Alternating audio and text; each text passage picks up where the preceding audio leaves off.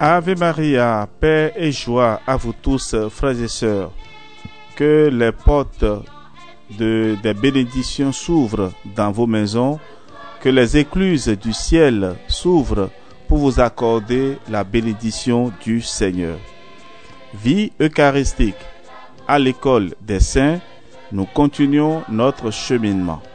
Et merci à tous ceux et celles qui suivent fidèlement ces méditations. Que Dieu notre Père vous bénisse et qu'il vous accorde surtout la force d'aller jusqu'au bout. Aujourd'hui, nous allons aborder un autre aspect de la vie eucharistique des saints, l'amour qu'ils ont pour la maison de Jésus. Oui, la divine présence réelle de Jésus dans le tabernacle des églises a toujours été marquée pour tous les saints d'une révérence et d'un respect immense. Leur délicatesse amoureuse, virginale pour les affaires du Seigneur était l'une des expressions les plus évidentes de leur grand amour, n'admettant pas de réserve, considérant tout comme étant de grande importance, y compris le simple rite extérieur pour lequel Sainte Thérèse et Saint Alphonse se déclaraient prêts à sacrifier même leur vie. C'est des saints que nous devons apprendre à aimer Jésus avec une attention affectueuse dans les saints tabernacles, les autels et les églises qui sont sa maison. Tout doit exprimer la dignité, tout doit inspirer dévotion et adoration, même les plus petites choses, jusque dans les détails, et rien ne sera jamais considéré comme excès de ce qui est témoignage d'amour et de respect au roi de gloire.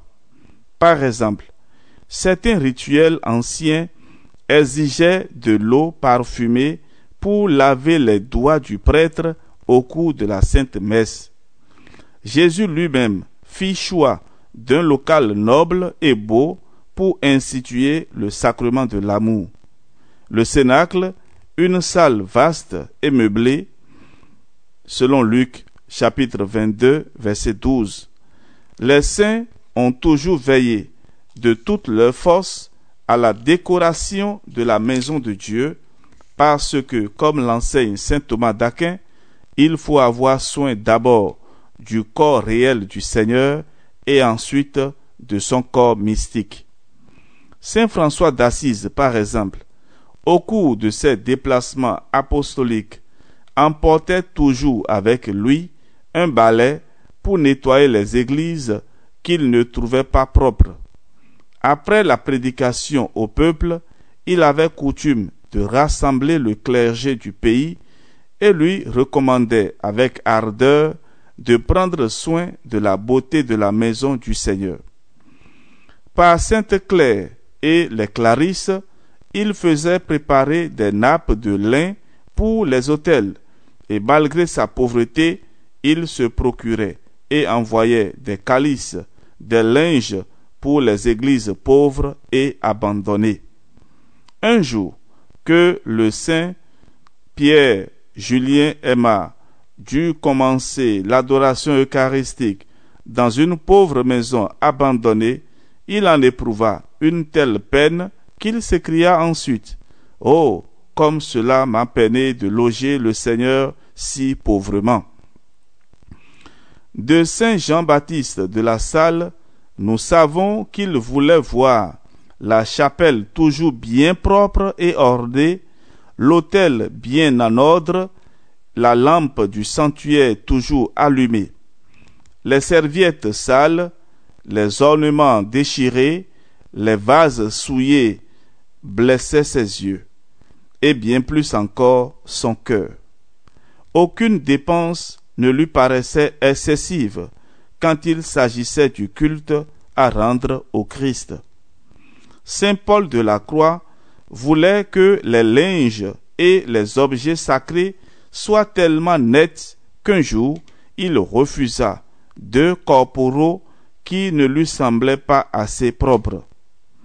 Parmi les souverains qui aimait l'Eucharistie, Saint Wenceslas, roi de Bohême, préparait lui-même le terrain, semait le grain, le récoltait, l'écrasait, le passait au crible et avec la fleur de froment préparait les hosties pour le saint sacrifice. Sainte Radégonde, reine de France, devenue humble religieuse, était heureuse de pouvoir moudre à la main le grain choisi pour les saintes messes et en fournissait gratuitement aux églises pauvres. Rappelons-nous Sainte Vincente Gérona qui s'occupait des vignes pour le vin de messe. Elle les cultivait, les entretenait, heureuse à la pensée que ces grappes préparées par elle deviendraient le sang du Christ.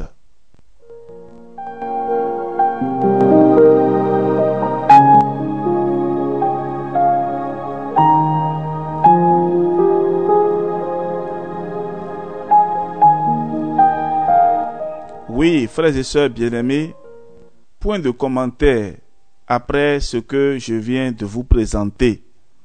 Et nous devons faire un effort pour rendre nos églises propres.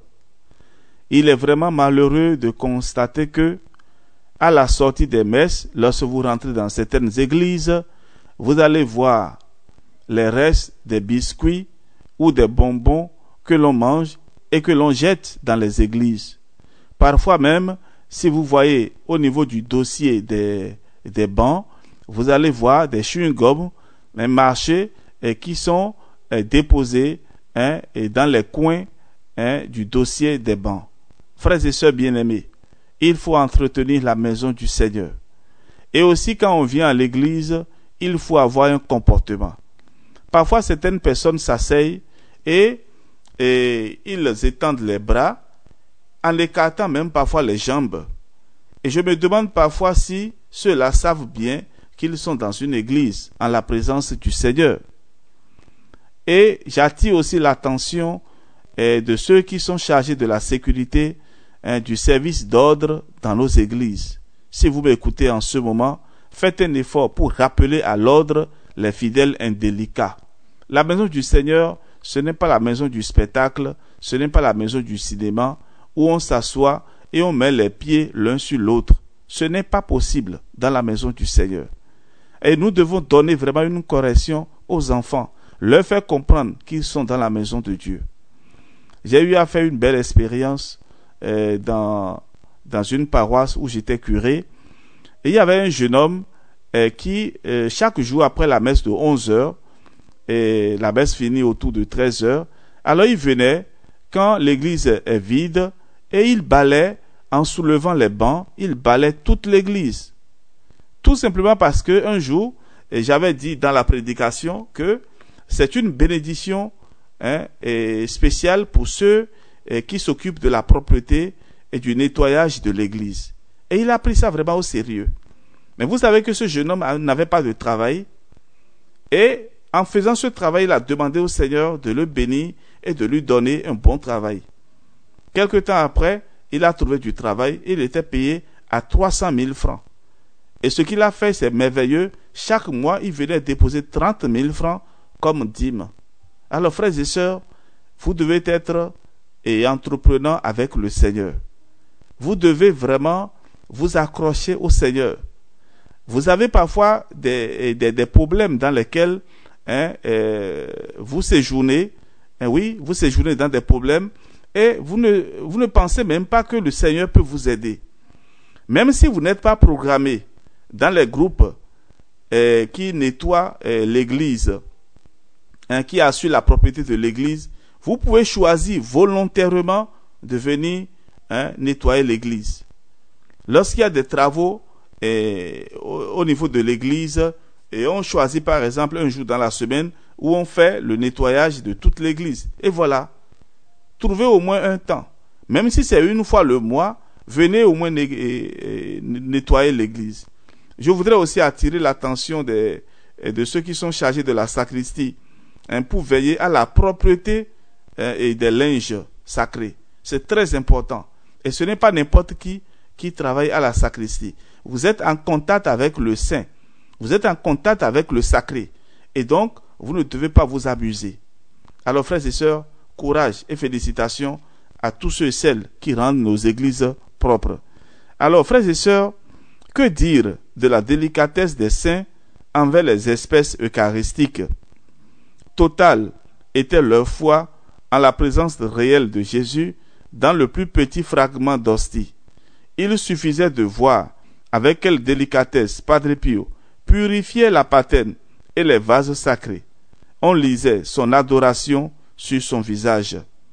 Un jour que sainte Thérèse de Lisieux aperçut un fragment d'hostie sur la patène après la messe, elle appela les novices et, en procession, elle porta la patène dans la sacristie avec une grâce et une adoration vraiment angélique.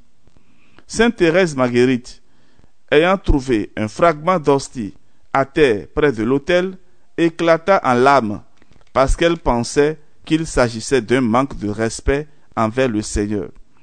Elle se mit en adoration auprès du fragment jusqu'à ce que vienne un prêtre pour le ramasser et le mettre dans le tabernacle.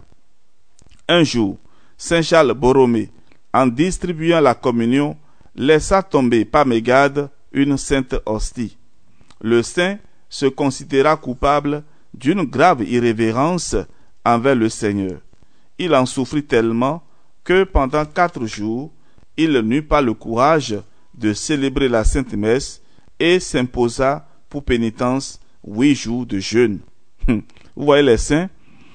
Et que dire de Saint François Xavier, qui parfois, en distribuant la communion, se sentait saisi d'un tel sentiment d'adoration envers le Christ qu'il le tenait dans ses mains, qu'il s'agenouait pour communier les fidèles.